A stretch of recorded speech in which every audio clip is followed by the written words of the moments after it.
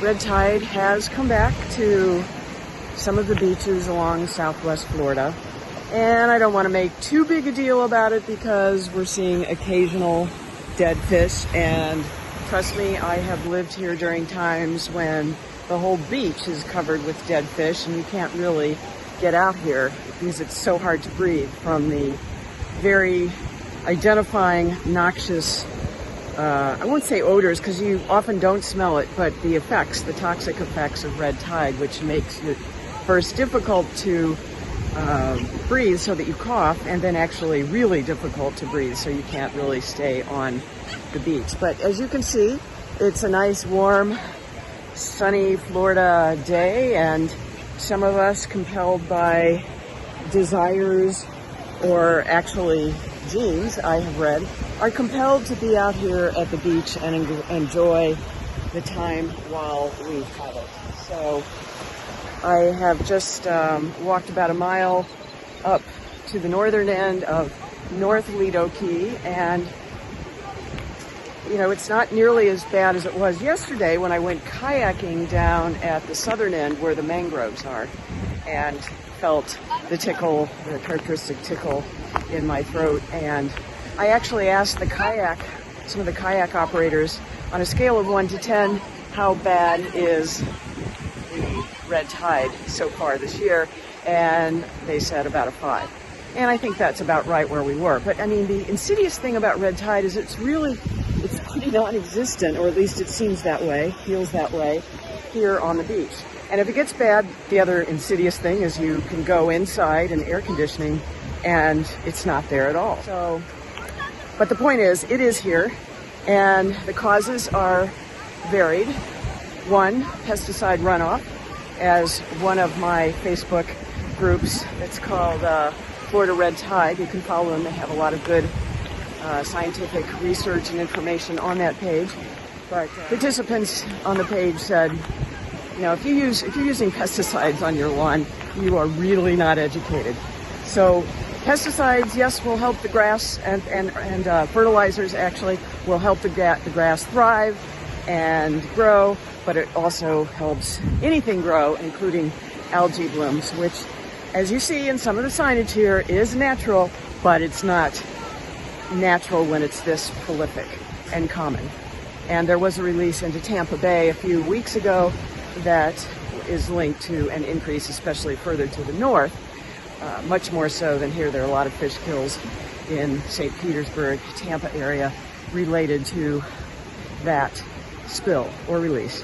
The other thing is from the other contributors from Lake Okeechobee, and you can Google all that, partially from the sugar farms and corporations that are up there dumping fertilizer into Lake Okeechobee, which eventually drains across the state of Florida and here into Southwest Florida. So we are passionate about trying to get people educated about this, to really support benign neglect for your yard management, because if it's going to grow in Florida, it doesn't really need any help from man to do it. So we're women. So it's important to just kind of let nature be here. That's really the best form of management for these horrible problems like red tide, which is so bad for tourism. So understanding that if we don't also use animal agriculture, because what is fertilizer used most for? Crops, to feed animals. And you can just Google that to your heart's content, but the research and the science is out there on that, and you know, don't take my word for it. But you know, again, the dead fish here is not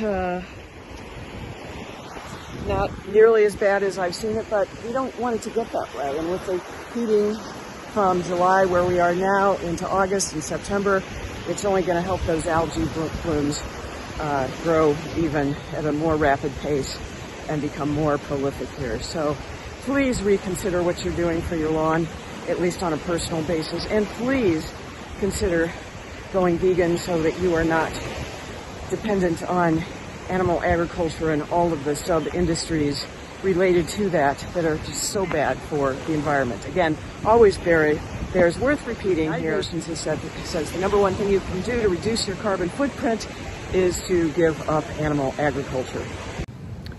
Hi everyone, I thought I would swing over to Lido Key Beach, where I have not been in a number of weeks because they put up a red tide warning. And if you follow on the Florida Fish and Wildlife website, you will see they have little stations that they measure every day for red tide.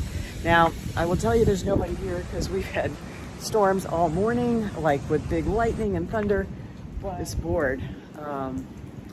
But I'm going to tell you, I really, really wanted to run on the beach today, but the red tide tickle is here, and I'm just so bummed about that. So it's interesting. I parked on the parking lot over there, and it's not, as you get closer to the beach, it gets stronger. And I think I'm moderately sensitive. I don't think I'm overly sensitive how long I'm going to stay here. I mean, I love, love, love the beach when it's like this.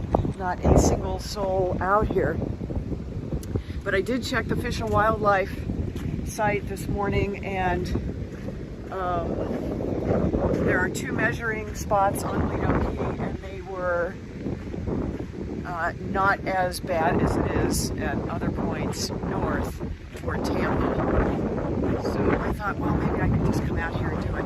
And, you know, I've watched other people's reports, and they say it's kind of spotty, like as I'm coming out toward the shoreline now. I'm hearing this incredible roar because we have had these storms, and that's just to the shoreline. But, you know, it doesn't seem that bad. And I've been out here when you can't breathe, not necessarily Lido, but a number of years ago it was really bad. And definitely isn't that bad. Now, as far as the lightning goes, the skies look pretty bad toward the south. However, I did check the lightning strikes, and I think the closest lightning strike was more than 60 miles away, which is not a big deal. So, I've seen a few people out here. And I'm probably not, this is probably about as close as I want to go, maybe. Although I'm going to take a look at the shoreline because that really does, it's a nice flat shore, curved where the water meets the sand. It's really nice for running. I don't see anybody running in here. It just, again, it really isn't that bad as these things go. But you just have to be your own judge. And if you know anything about red tide, or if you don't, just Google it. But it is definitely a gorgeous day, at least to walk out here. And I think that I'm going to do that while I'm here, because I have an appointment. I'm kind of squeezing this in between the appointments of the day. Now, we are seeing some dead fish, and fewer dead fish than when I was out here the last time, but about as frequently as the last time I was here. So I would say about every, yeah, it's definitely warm. It's just so sad to see this. That may have been a sea anemone, but you know, they're so bloated it's kind of hard to tell. So at least the fish, you know, it's really just sad to see this. And the dead fish smell has been problematic. I'm feeling the tickle in my throat, and I think I'm going to have headwinds. I certainly don't want to run when it's like this. Because I've had asthma, I've had chronic bronchitis. I know what it's like not to breathe and you have compromised lung function. And this day and age, we really want to have an immune system as good as possible for my skin. So it makes me so sad to have to leave. But it is what it is. And it's important to understand that even though, yes, red tide is naturally occurring around the world, it is definitely fueled by agricultural runoff. You fertilize anything it grows, and life in the Gulf of Mexico is no exception. So cut back on having a green grass, please do it.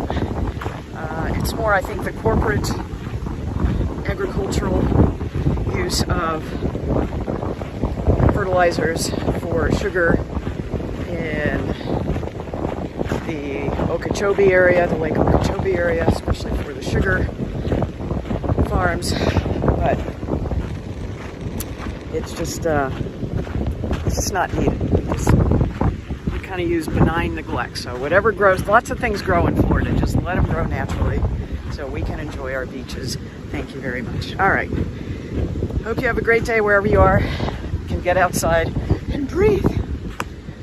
All right, everyone, gotta run. Don't forget to like and subscribe for more updates on red tide and other things that affect our environment.